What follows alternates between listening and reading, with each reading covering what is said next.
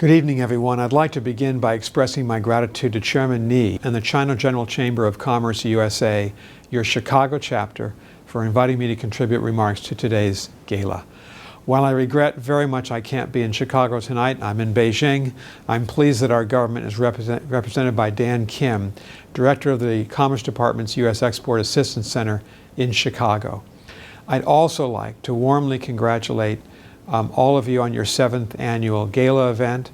As you know, as some of you know, in September I had the opportunity to host Chairman Ni, and I also hosted my friend and distinguished predecessor, Ambassador Max Baucus, and several other members of this organization in Beijing at my residence, where we discussed our trade and investment opportunities between our two countries.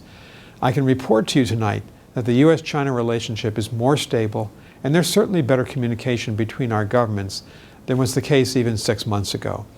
That doesn't mean that the relationship is not competitive, because it still is.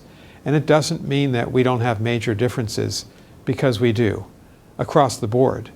But it does mean that we're better connected, and therefore better able to manage these differences responsibly.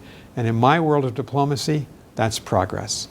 Consider what we've accomplished since just the early summer of this year. We've had visits to China by Secretaries Blinken, Yellen, and Raimondo, Special Envoy for Climate John Kerry, and 100-year-old Henry Kissinger. We had our first congressional delegation in China in 4.5 years, led by Majority Leader Chuck Schumer, and it was a bipartisan delegation.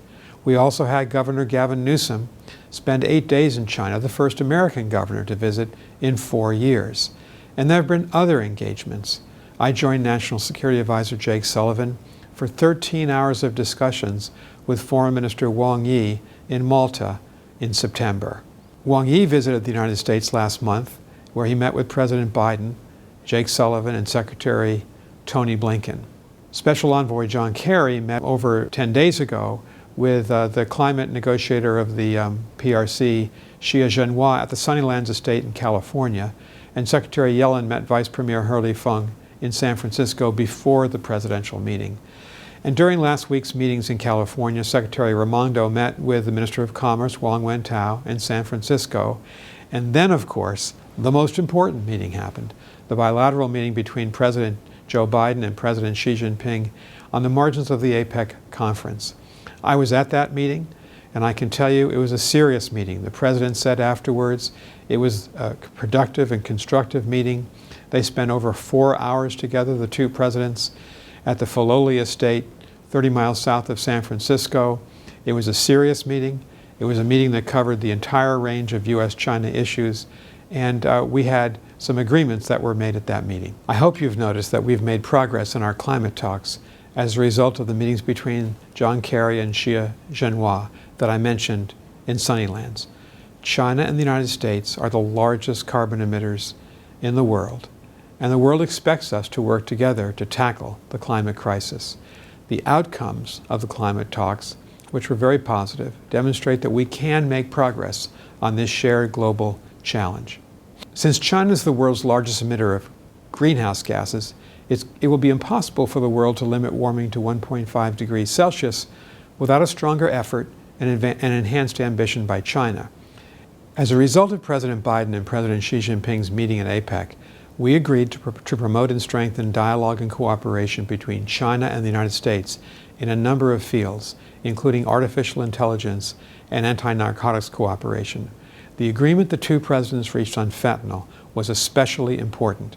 Fentanyl is the leading cause of death in America, age 18 to 49, and the two presidents agreed that we will work together to stem the flow of precursor chemicals from illicit black market firms here in China to the drug cartels in Mexico and Central America. This is a critical step, and we hope very much we'll now implement this in full to make sure that China is helping the United States on this grave public health crisis of fentanyl in the United States. In addition, our two militaries will reopen lines of communication. This is critical to avoid misunderstandings, as our two militaries are operating in very close proximity to each other in the South China Sea, East China Sea, and Taiwan Strait. These contacts were frozen by the Chinese government. following Speaker Pelosi's visit to Taiwan in August 2022. It's now right that they be reopened, that at the senior level, at the staff level, at the military-to-military level, our two countries are talking together so that we can limit the possibility of any kind of misunderstanding that could lead to conflict. We also agreed to increase flights between our two countries and expand people-to-people cooperation, including in education, culture, and sports. President Biden also raised our objections to Beijing's unfair trade policies, its non-market economic practices, and its punitive actions against American firms, all of which harm American workers and families, and President Biden made clear that we'll continue to address this very important issue. Bilateral trade and investment is one of the key pillars in our relationship with China. China has become the third largest U.S. export market and our third largest trade partner globally after Mexico and Canada. In fact, U.S.-China bilateral trade in goods set an all-time high in 2022 at $690 billion. Also last year, the United States exported a record $40.9 billion in agricultural products to China. Overall, our Commerce Department estimates U.S. exports to China directly support 750,000 American jobs. We do not seek to decouple our two economies. In the words of Secretary of the Treasury Janet Yellen, such a step would be disastrous for American interests, for China, and the U.S.-China relationship globally.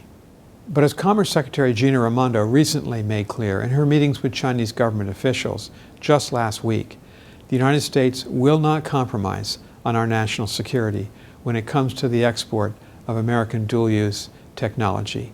This de-risking strategy will stay in place.